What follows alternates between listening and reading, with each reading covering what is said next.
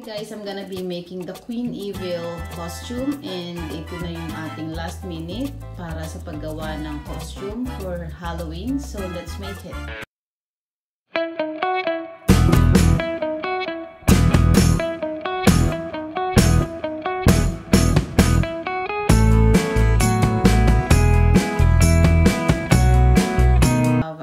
Hours to go para magawa ko ang costume na to. So, ito yung gagawin natin or ito yung gagayahin natin for today. And because wala na akong time, dahil wala na akong time mag-draft ng pattern, ang gagamitin ko sa pagdadraft ng costume na ito is yung aking dress, which is similar cut to this one. So, ito yung dress na gagamitin natin or ito yung dress na gagamitin ko as a pattern for making my Evil Queen costume. And first, ida-draft ko muna or gagayahin ko muna is yung back pattern. So, i-fold natin siya like this. And make sure na flat yung pagpo-fold natin para makuha natin yung saktong sukat ng dress. So, ipin natin para hindi siya mag-usin.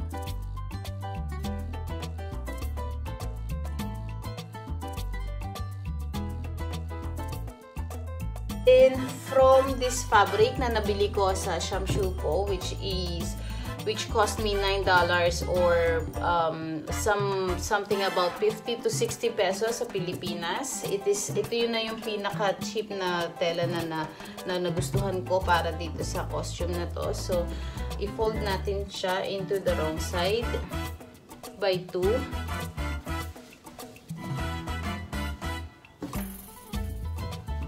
And make sure na hindi nakalaylay yung inyong tela para hindi siya naghihigitan. Susukat lang ako ng sakto kasi medyo maluag sa akin itong dress na to. So,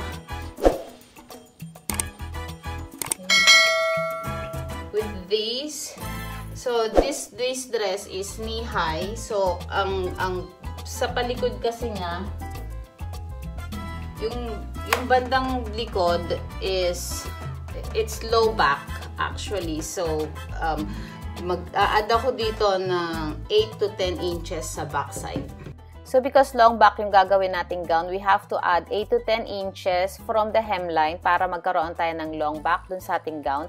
And then make sure na ipin din natin yung tela para hindi gumalaw yung pag-draft natin ng pattern kasi once na gumalaw ito, masisira na yung ating pattern.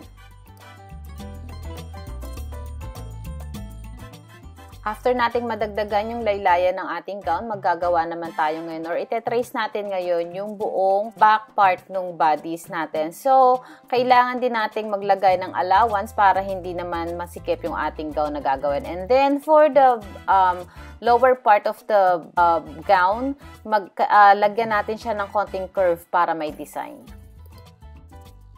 So, let's go ahead and remove the dress para hindi natin to masira habang ginugupit natin ang ating pattern and make sure na nakapin pa rin yung ating tela para hindi siya gumagalaw. So, kapag ikakat na natin yung ating pattern, mag-a-add tayo ngayon ng allowance. I added about 3/4 inch dito sa allowance na to kasi gusto ko meron pa rin akong ease of movement pagka sinuot ko tong gown na to. So, let's go ahead and cut it up. Same step ng ginawa natin sa back. So, let's unpin this first.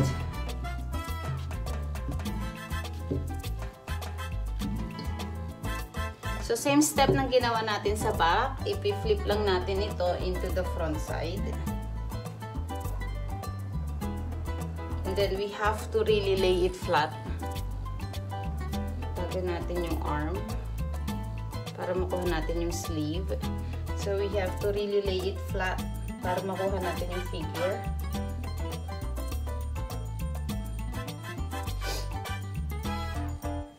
A little bit stuffy. Kasi I was up really late last night making Halloween treats. We're gonna have a party later today at the beach and my kid is really excited so I cannot mess this up. Spin it again. Same step.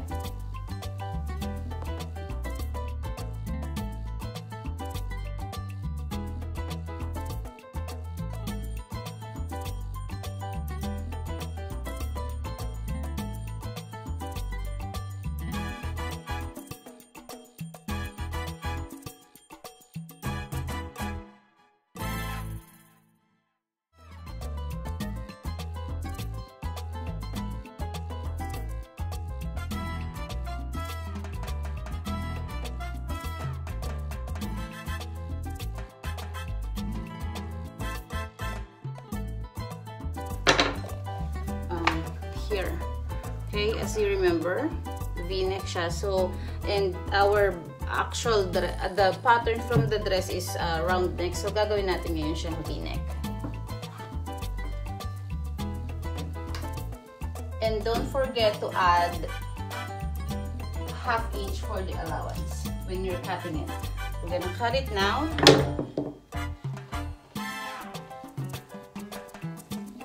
Ipipit ko muna siya para hindi gumalaw yung tela pagka ginugupit ko. So we still get the figure that we want. And now let's go ahead and cut it.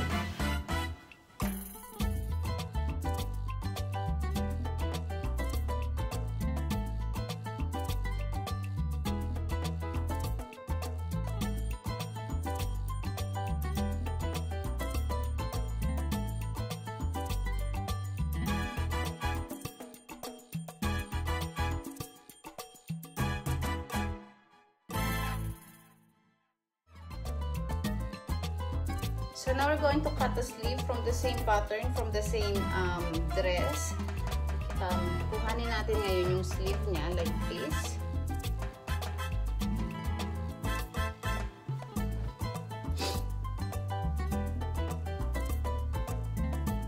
And mag-a-add tayo ngayon ng konting length sa sleeve. It's because medyo mahaba itong sleeve na to.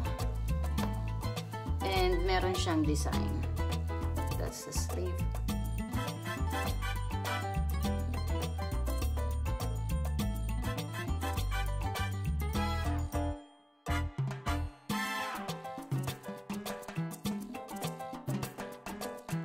From here, dito hanggang wrist ko lang, hanggang above the wrist ko lang kasi siya. Mag-add tayo ng 5 inches from here, and then gagawin lang natin tong like a V shape, something like that.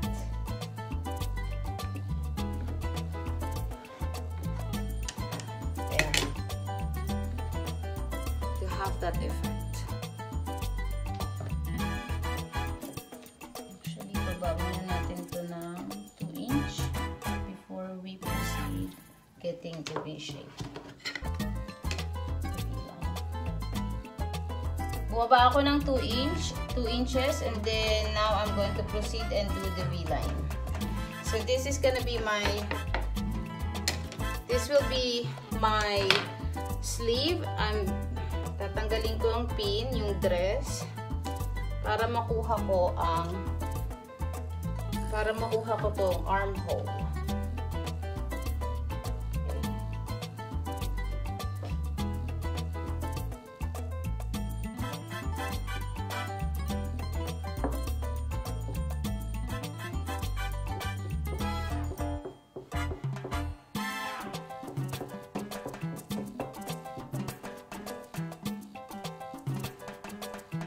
So, ito ngayon yung ating sleeve. And if I am not satisfied, I think hindi ako satisfied sa armhole na yan. So, drop natin ito lang. Ito. And this one, like this. Para makuha talaga natin yung shape. There you go. So, i-fold ko to ng dalawa. Para maging dalawa yung ating sleeve.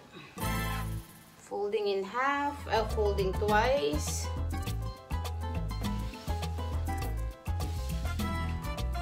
I know galawan ito ng mabilisang project. So trust me, this will turn out good.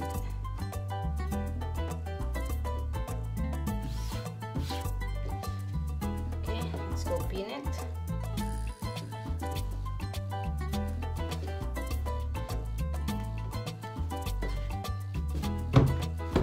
And cut it.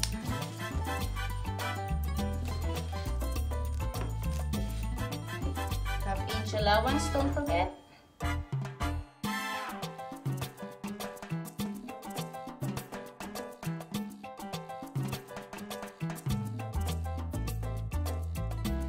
So with we're going to do the details now for for our costume. With our front pattern, i-figure out natin kung hanggang saan yung ating waistline. So, bababa tayo from the dart. From this dart, bababa tayo ngayon ng 6 inches para sa waistline. And it's gonna be here until here. Ito yung ating front.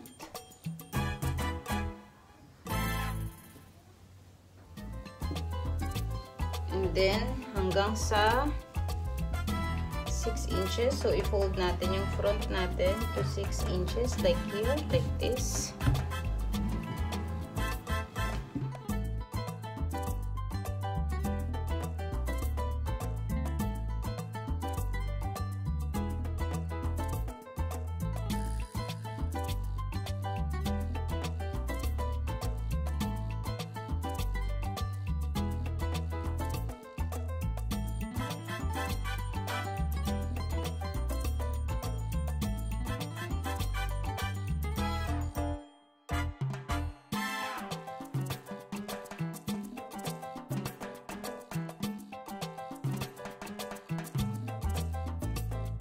Illusion for our sleeve like this. So I think this is only 2 to 3 inches width.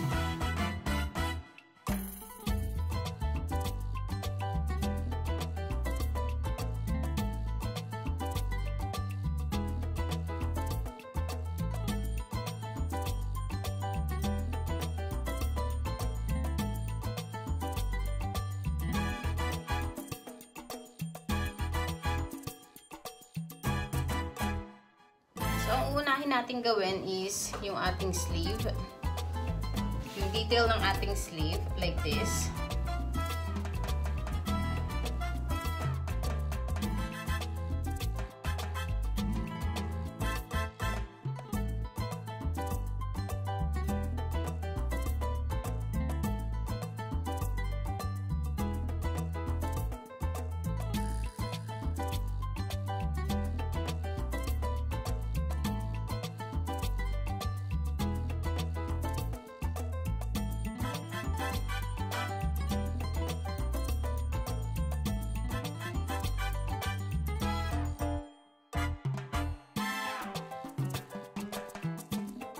Now we're going to attach this detail dito sa ating front pattern.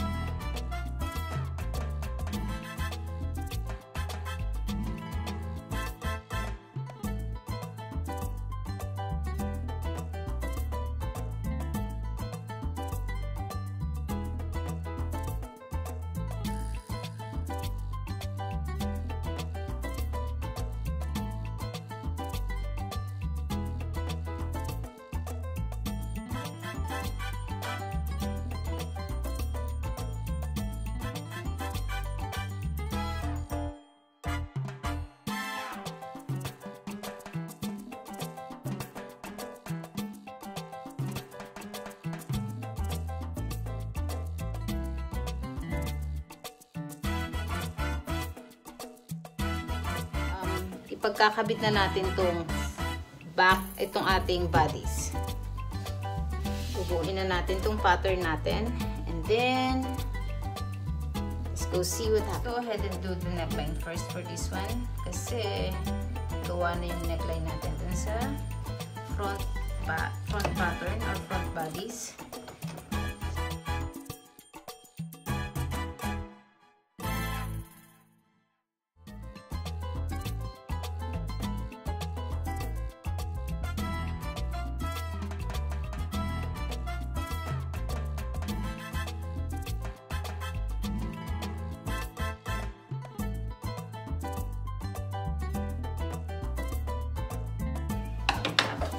Okay, shoulder is done. We're gonna go ahead and... I want this louder. Okay. With our sleeve.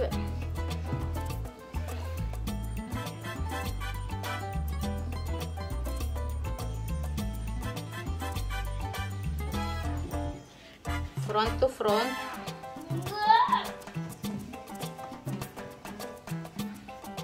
Pipin lang natin ito dito.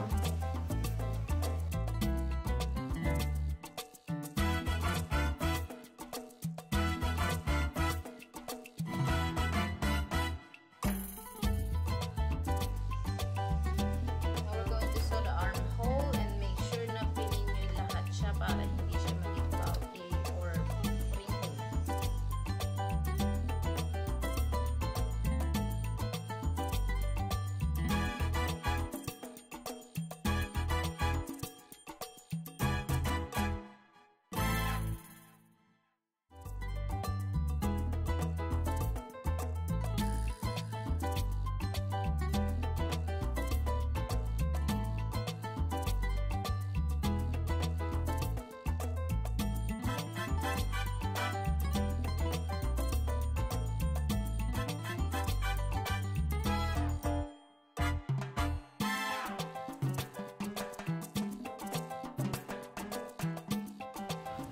So now, we're gonna go ahead and finish the whole thing and we'll do all the bodies. Okay, so I decided to make another kind of band, yung itatali ko lang sa waistline ko kasi mas madali na yan kasi I am only having like 2 hours and I still need to prepare some food. So here you go, just a quick waistband para lang makuha natin yung design na gusto natin.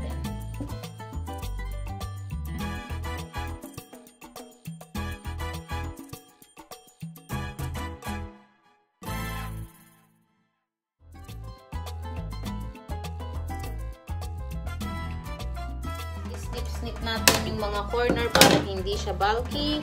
Like I always said before sa mga videos ko, snip natin yung side.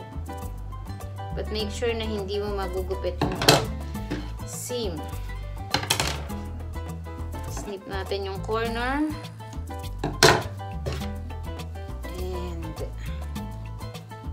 baligtarin natin siya.